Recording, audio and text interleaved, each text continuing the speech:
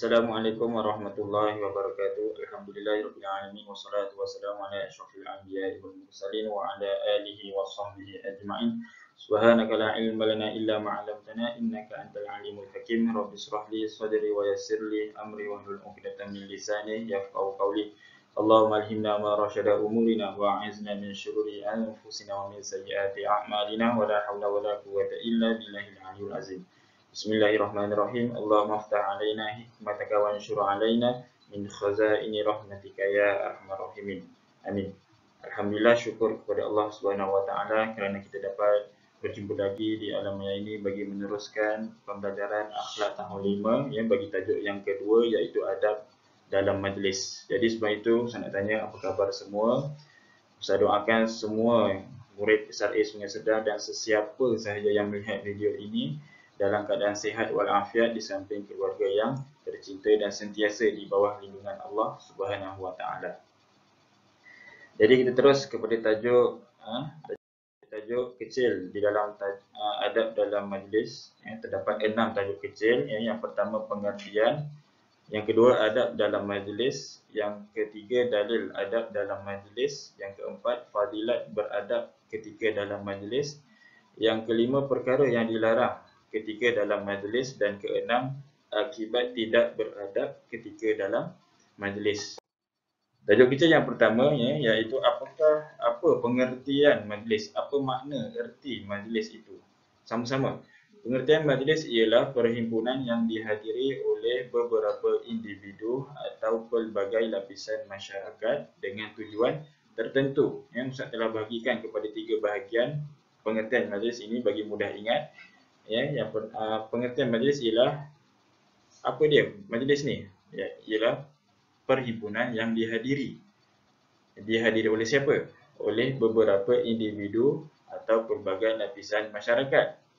Tujuannya apa? Sebab apa? Dengan tujuan tertentu. Ya, kalau majlis kahwin, tujuannya majlis kahwin lah ya, untuk meraihkan pasangan pengantin. Kalau majlis ilmu di masjid atau surau, tujuannya untuk menuntut ilmu. Contoh, kita ulang balik sekali sama-sama hafalkan. Pengertian majlis ialah perhimpunan yang dihadiri oleh beberapa individu atau pelbagai lapisan masyarakat dengan tujuan tertentu. Tajuk kecil yang kedua ya, di dalam buku teks muka surat 7 ya, terdapat 7 adab. Yang pertama memberi salam dan berjabat tangan.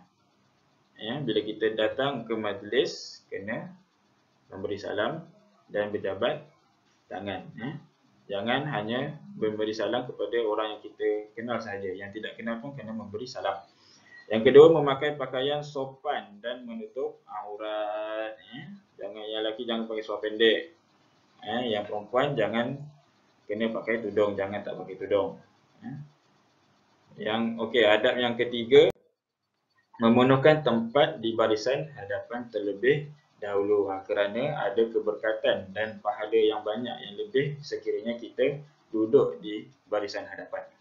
Adab yang keempat, berkenalan di antara satu sama lain. Daripada tak kenal jadi kenal bila kita hadir ke majlis.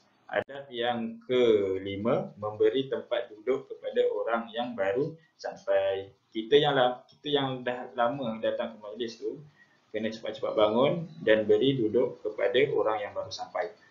Adab yang keenam, menjaga pandangan dan memberi perhatian dalam majlis. Contohnya di dalam program motivasi tahun 5 dan 6, sebagai murid kita kena fokus ya, beri perhatian terhadap apa yang penceramah itu sampaikan. Adab yang ketujuh ya, duduk dengan tertib dan sopan daripada awal sehinggalah akhir majlis. Contohnya di dalam program sekolah, program di masjid dan sebagainya. Tajuk kecil yang ketiga, dalil adab dalam majlisnya, ayat Al-Quran daripada surah Al-Mujadalah ayat yang ke-11. A'udzubillahi minasyaitonirrajim. Ya ayyuhalladzina amanu idza qila lakum tafassahu fil majalis fafsahu yafsahillahu lakum wa idza qila anshuzu fanshuzu ila akhir ayat. Shadaqallahul azim. Untuk mudah ingat, dalil ini adalah merupakan dalil adab dalam majlis. Kamu boleh perasan ya, dalam ayat ini terdapat perkataan majalis. majalis. Bermakna ayat ini merupakan dalil dalam majlis. Jadi maksudnya, wahai orang-orang yang beriman, apabila diminta kepada kamu memberi lapang dari tempat duduk kamu, yakni untuk orang lain, maka lapangkanlah supaya Allah melapangkan, yakni serba-serbinya untuk kamu. Apabila diminta kamu bangun, maka bangunlah. Jangan risau, insya-Allah bila kita beri tempat duduk kepada orang lain, tak lain tak bukan pahala kamu akan dapat. Insya-Allah Allah redha, Allah suka dan Allah akan beri lagi banyak ganjaran kepada kita. Tajuk kecil yang keempat, fadilat beradab ketika dalam majlis. Dalam buku teks muka surat 9 terdapat 4 fadilat. Apa fadilat ni? Apa yang kita akan dapat apabila kita melakukan adab-adab dalam majlis, kesan, kebaikan ataupun faedah. Yang pertama, mendapat keredaan Allah Subhanahu Wa Taala dan terpelihara daripada gangguan syaitan. Allah suka, Allah sayang kepada orang yang telah melakukan perkara-perkara yang baik dalam majlis, dan Allah akan lindung kita daripada gangguan syaitan. Fadilat yang kedua, mewujudkan suasana harmoni. InsyaAllah kalau yang hadir itu mengamalkan adab-adab dalam majlis, majlis itu akan sentiasa baik, dan akan dijaga oleh Allah Subhanahu Wa Taala. Fadilat yang ketiga, menimbulkan kemesraan dan mengukuhkan persaudaraan dan perpaduan. Kita akan lebih kenal lah dengan orang yang hadir di dalam majlis itu. Kita akan lebih mesra, persaudaraan. Dan fadilat yang keempat, menjauhi prasangka buruk dan salah faham. Ini memang tidak dinafikan. Bila kita melakukan adab-adab dalam majlis, kita akan menghindarkan orang daripada berfikir yang bukan-bukan dan salah faham terhadap kita kalau kita melakukan adab-adab dalam majlis. Sebab itulah kalau dalam majlis tu jangan berlari sana berlari sini, jangan bising, fokus terhadap majlis, tujuan majlis itu. Terus pergi kepada tajuk kecil yang kelima, perkara yang dilarang ketika dalam majlis. Bila kita sebut dilarang tu maknanya tidak boleh lakukan. Ada 4 perkara yang dilarang. Yang pertama, mengganggu kelancaran majlis. Tak boleh, jangan ganggu. Yang kedua, mencela orang lain. Jangan usik orang lain, jangan ejek. Contohnya kalau kawan-kawan tu buatlah perkara yang baik sahaja, jangan cela. Perkara yang dilarang yang ketiga, membuka keaiban orang. Tak boleh. Jangan mengumpat, jangan mengata ketika dalam majlis terhadap orang lain. Dan yang keempat, mengganggu laluan. Jangan pula kau berdiri kat tengah-tengah pintu contohnya, menghalang orang untuk masuk ke ruang majlis itu. Beri laluan kepada orang lain. Seterusnya, tajuk kecil yang ke-6, yang terakhir, akibat tidak beradab ketika dalam majlis. Tadi, apa yang kamu akan dapat apabila melakukan perkara yang dilarang? Ini akibatnya, ada 4. Yang pertama, dibenci Allah Subhanahu Wa Taala dan Rasulullah Sallallahu Alaihi Wasallam. Ini biasanya di bawah tajuk ini mesti ada yang ini. Dan ini antara jawapan yang mudah untuk kamu tulis dalam kertas peperiksaan dan ujian. Dibenci Allah, Allah tak suka. Nabi Muhammad pun tak suka terhadap orang yang melakukan perkara yang dilarang. Akibat yang kedua, dipandang serong oleh masyarakat. Masyarakat pun tak suka terhadap orang yang tidak beradab dalam majlis.